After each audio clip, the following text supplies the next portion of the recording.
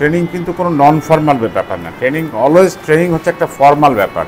যদিও আমরা আজকে এখানে যে এনভায়রনমেন্টে করছি এটি কিন্তু খুবই নন ফর্মাল ওয়েতে, এটা মিটিং হইতে পারে। এই সেট আপ, এই অ্যারেঞ্জমেন্টে আসলে ফর্মাল ট্রেনিং হয় না। তখন ফর্মাল ট্রেনিংয়ের জন্য একটা সেট আপ প্রয়োজন, যেখানে সবাই রিল্যাক্স মোডে বসতে পারে। আর অনেক সময় ইকুইপমেন্টস দরকার, আর অনেক ধরনের ইকুইপমেন্টস। আমরা ভিপ কার্ড ইউজ করি, আমরা ফ্ল্যাশ কার্ড ইউজ করি, বিভিন্ন ধরনের পেপার ইউজ করি, নানা ধরনের গেমিং হয়। আর আমরা আজকে 2 ঘন্টা একটা ট্রেনিং করতে আসছি। 2 ঘন্টা আসলে ট্রেনিংয়ের আইস ব্রেকিংয়েই চলে যায়। যাই হোক, আমরা সবাই আজকে এখানে তাহলে কেন আসছি? সবাই আমাদের অবজেক্টিভটা কি? আজকে আমরা সবাই মূলত এখানে আসছি ট্রেনিং করার জন্য। এখন বলেন আমাকে, হোয়াট ইজ ট্রেনিং? ট্রেনিং আসলে কি? যেমন উনি বলেছে যে অজানাকে জানা। আর কি কেউ কিছু যোগ করবেন? ট্রেনিং মানে কি? নির্ভয়ে ভুল বলার জায়গা হচ্ছে ট্রেনিং সেন্টার। বইয়ের ভাষা বাদ দেন, যেম্বা মনে আসে তেম্বা বলবেন। বড় সমস্যা হচ্ছে আমার জীবনে, আমি প্রায় 25-30 বছর ট্রেনিং করাই, এই প্রথমবার আমি বসে ট্রেনিং করাচ্ছি। বসে ট্রেনিং করানো যায় না। ট্রেনিং এর বাংলা কি? এই দুইটাকে যদি আমরা আলাদা করি তাহলে কি কোনো মানে খুঁজে পাওয়া যায়? শিক্ষণের ইংরেজি কি? শিক্ষণ বা শিক্ষা একই জিনিস, ইংরেজি হচ্ছে এডুকেশন। তাহলে what is the difference between education and training? যখন আমি এডুকেশন বলছি তখন আমি বাংলা বলছি শিখন বা শিক্ষণ বা শিক্ষা। আর যখন আমি প্রশিক্ষণ ট্রেনিং বলছি তখন আমি বলছি প্রশিক্ষণ। একটা প্রযুক্ত করতে, প্রো কি? প্রত্যয়।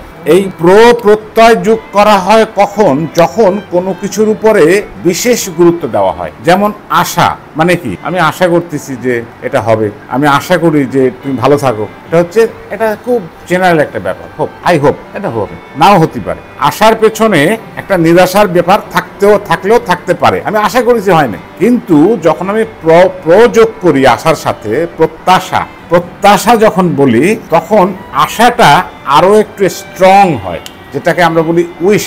মানে আমি চাই তুমি ভালো থাকো, আমি এটা চাই, এটা আমার দিতে হবে, এটা হচ্ছে প্রত্যাশা। তার মানে প্রযুক্ত করা হয় তখন যখন বিষয়টাকে প্রাধান্য দেওয়া হয়, বিষয়টাকে বিশেষভাবে বিশেষায়িত করা হয়। তাহলে শিক্ষণের সাথে প্রযুক্ত করে শিক্ষণকে আরো বেশি জোরদার করা হয়েছে। তার মানে এডুকেশন হচ্ছে একটা ওয়ান ওয়ে প্রসেস, যেটা আমরা স্কুল কলেজে শিখি, স্যার পড়ায় আমরা শুনি। খুব বেশি প্রশ্ন করলে আবার স্যাররা রেগে যায়, উল্টাপাল্টা প্রশ্ন করলে তো খবর আছে। আর প্রশ্ন করতেও পারি না, স্যার মনে করবে আমি বুঝতে পারিনি। ওয়ান ওয়ে প্রসেস, স্যার বলে আমরা শুনি। ট্রেনিং হচ্ছে 2 ওয়ে প্রসেস। শুধু আমি বলবো না, আমি যদি ফর্মাল ট্রেনিং করাই তাহলে সেখানে আসলে আমি কিছুই করি না, সবকিছু করে ট্রেনার। আমি শুধু, এখন ট্রেনার বলা হয় না, মডার্ন ইয়াতে ট্রেনার বলা হয় না, বলা হয় ফ্যাসিলিটেটর। মানে একটা সেশনকে আমি ফ্যাসিলিটেট করব, যা করার আপনারাই করবেন। কিন্তু এখানে সেই সুযোগ নাই যে আমরা একটা গ্রুপ ওয়ার্ক করব বা আপনি এসে দাঁড়ায় একটা প্রেজেন্ট করবেন, সেই সুযোগ নাই বলে আমরা এইভাবে করতে। কিন্তু আনুষ্ঠানিক ট্রেনিংয়ে ট্রেনারের আসলে কোনো রোল থাকে না, সে যা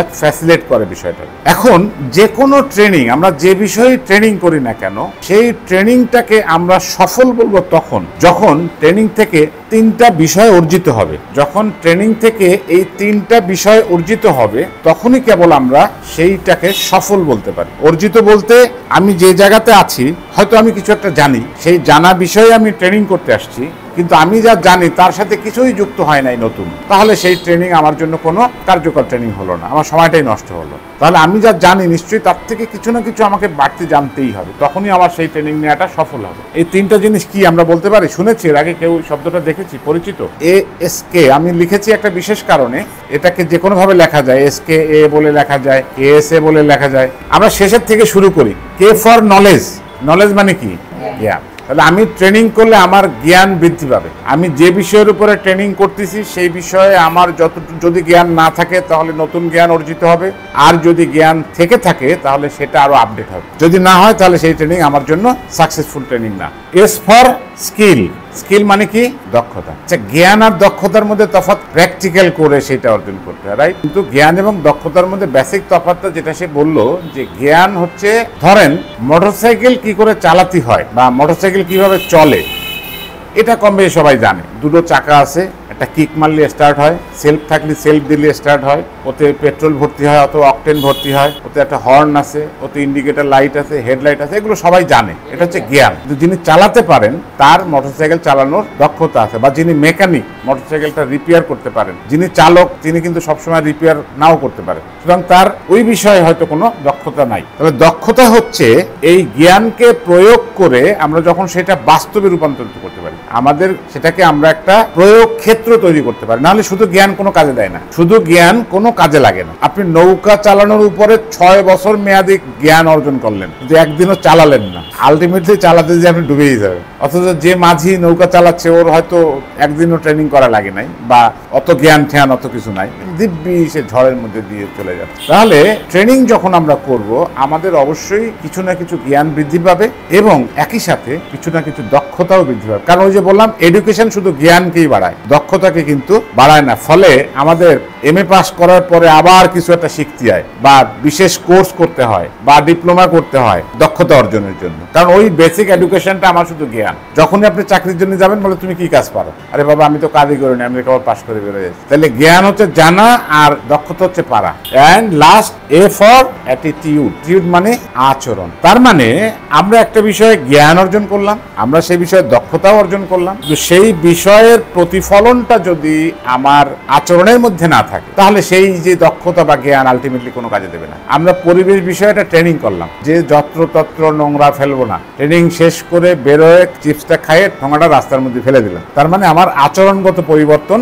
হয় নাই। আমার জ্ঞান আছে, আমি জানি যে এটা খেলে পরিবেশ নষ্ট হয়ে যাবে, হ্যাঁ পরিবেশ দূষিত হবে, পলিথিন মাটিতে পড়লে মাটির এই ক্ষতি হয়, হ্যাঁ আমি ট্রেনিং এ শিখে আইছি, আমার যথেষ্ট জ্ঞান আছে, দক্ষতাও আছে, কিন্তু আমার আচরণে কোনো পরিবর্তন হলো না, তাহলেও কিন্তু আমার ওই ট্রেনিংটা আসলে কোনো লাভ দিবে না। যেমন আজকে আমরা এখান থেকে যা কিছু শিখবো, সেই বিষয়ে দক্ষতা উন্নয়নের জন্য আমরা প্র্যাকটিস করব, এবং সেটি আমরা আমাদের আচরণে যদি রপ্ত করতে না পারি, তাহলে আজকের এই 2-3 ঘন্টা বকবকানিটাই একেবারে বৃথা হয়ে যাবে। এন্ড লাস্ট অফ অল, এটাকে আমি ব্যাখ্যা করলাম আগে কে, পরে এস, তারপরে এ, কিন্তু লিখলাম আগে এ, তারপরে এস, তারপরে কে, কারণ এইটাকে একটা মিনিংফুল ওয়ার্ড করার জন্য। আমি KS এ লিখতে পারতাম, অনেকে KS এ বলে লেখে, কারণ আলোচনা করার সময় আমাকে আগে জ্ঞানে আলোচনা করতে হবে, আচরণ আগে আলোচনা করার কোনো সুযোগ নেই। ধারাবাহিকভাবে আমাকে জ্ঞান, দক্ষতা, আচরণ আলোচনা করতে হবে, কিন্তু আমি লেখার সময় লিখলাম ASK, বিকজ এটাকে আমি একটা মিনিংফুল ওয়ার্ডে রূপান্তর করতে চেয়েছি। দ্যাট মিনস আস্ক, মানে জিজ্ঞেস করা। ট্রেনিং এ যখন আমরা থাকবো, যতক্ষণ থাকবো ততক্ষণ আমরা জিজ্ঞেস করব, প্রশ্ন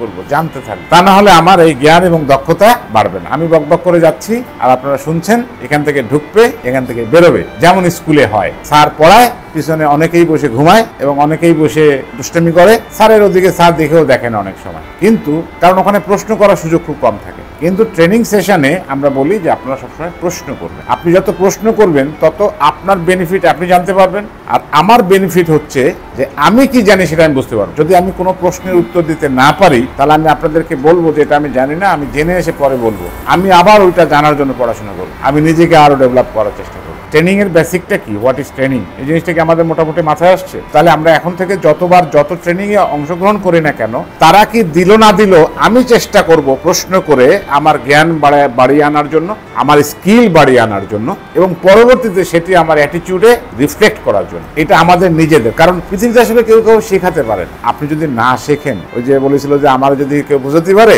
তাহলে আমি আমার এই সব দিয়ে দেবো। বলে তোর মতো বলদের বুঝতে কি সময় লাগে নাকি? বলে আরে বুঝলি তো বুঝবি। আপনি যদি না বোঝেন, তাহলে পৃথিবীর কারো সাধ্য নাই যে আপনাকে বোঝায়। আর একটা কথা সবসময় মনে রাখবেন, এই জিনিসটা আমি সব জায়গায় রেফারেন্স দিই। আমার একজন বন্ধু ছিল, সে কারিতাসের 4th ফিশারিজ প্রজেক্টে চাকরি করতো। সে ফিশারিজের উপরে PhD করে আসছিল। তো একদিন আমরা দুজন শান্তিধাম মোড়ে হাঁটতেছি, কি যেন একটা খাচ্ছি, আমরা ঠোঙায় কি যেন একটা খাচ্ছি। এবার খেয়ে ঠোঙাটা আমি আমার মতো করে দলামুচো করে ফেলাই দিচ্ছি একটা। সে দেখলাম খেয়ে ঠোঙাটা খুলে এরকম করে ভালো করে ফুটু দিয়ে ময়লা টয়লা ঝেড়ে দেখে ভাঁজ করে পকেটে। কিভাবে আমি মনে করলাম যে বোধহয় পরিবেশ দূষণের ব্যাপারে বোধহয় উনি এটা রাখেন। বললাম যে এই নাজুল ভাই, ঘটনা কি, এটা পকেট রাখিছেন কেন? তো বলছে এটা একটা ফিশারিজ সম্পর্কে লেখা আছে।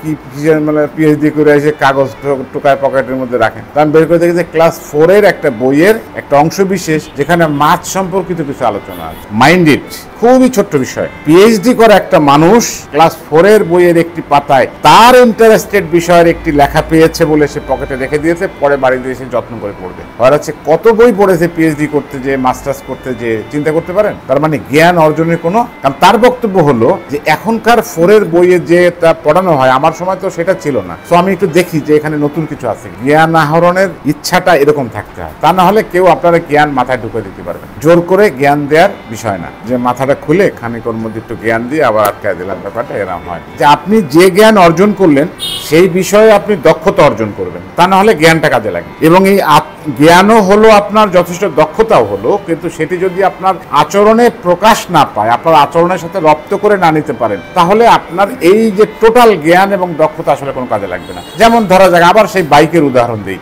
আপনি মোটরসাইকেল চালানোর জন্য জ্ঞান অর্জন করলেন, প্র্যাকটিস করলেন, আপনি সেটা চালানোর প্র্যাকটিস করলেন, কিন্তু আপনি আপনার আচরণে হেলমেট পরা আচরণবিধির মধ্যে পড়ে, সিগন্যাল মানা আচরণবিধির মধ্যে পড়ে, রাস্তার বাঁ পাশ দিয়ে চলা আচরণবিধির মধ্যে পড়ে, রাস্তায় স্পিড লিমিট মানাটা আচরণবিধির মধ্যে পড়ে।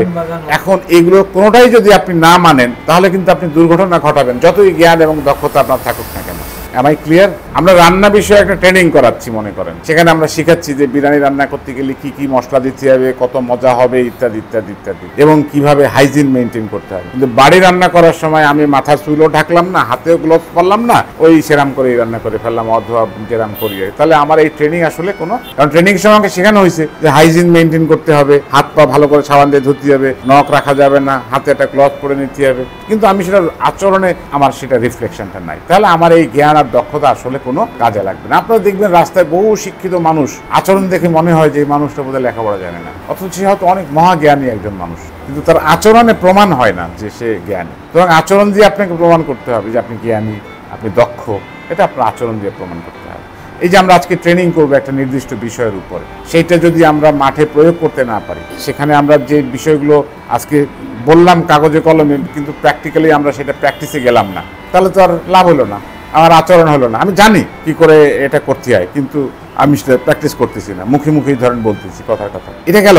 আর ট্রেনিং এর আরেকটা মজার বিষয় হচ্ছে যে ওই যে যেটা বললাম আর কি, যে এডুকেশন হচ্ছে ওয়ান ওয়ে প্রসেস, যেখানে একজন শিখান শিক্ষক, এবং সেখানে প্রশ্ন করতে নিরুৎসাহিত করা হয়। অনেকেরই মনে আছে স্কুল কলেজে প্রশ্ন করে, ভাই বসো, বেশি বোঝো না, এই জন্য নিরুৎসাহিত হয়ে অনেকে প্রশ্ন করতো না, কারণ প্রশ্ন করলে তারা আরো উল্টে স্যার দফা রফা করে দিত। কিন্তু ট্রেনিংয়ে প্রশ্ন করাকে উৎসাহিত করা হয়, এটা একটা বড় ডিফারেন্স, যে কারণে আজকে ওয়েস্টার্নে, উন্নত বিশ্বে এডুকেশনকে লার্নিংয়ের পর্যায়ে নিয়ে যাওয়া হয়েছে। ফলে ওরা স্কুলে যাইতে ভয় পায় না, তাদের ক্লাসের সামনে পিছনে বেঞ্চ নাই, গোল করে বসে, টিচাররা সেখানে ফ্যাসিলিটেটের রোল প্লে করে, টিচারের কোনো চেয়ার থাকে না, এবং মজার ছলে তারা শেখে। ঠিক আছে, ট্রেনিংয়ে কিন্তু আমরা কখনো এরকম করে ট্রেনিং করাই না, প্রত্যেকে তার মতো করে একটা কাজ করবে, হ্যাঁ, ছোটো ছোটো টিমে ভাগ হয়ে তার মতো করে কাজ করবে, আনন্দের মধ্যে দিয়ে, আমরা রোল প্লে বলি এটাকে। হ্যাঁ, আরও অনেক ধরনের গেম আছে যেগুলো আমরা ট্রেনিংয়ে ব্যবহার করি, থাউজেন্ডস অফ গেমস, যেগুলো গেমের মাধ্যমে শেখানো হয়, কোনো লেকচার দিয়ে শেখানো হয় না।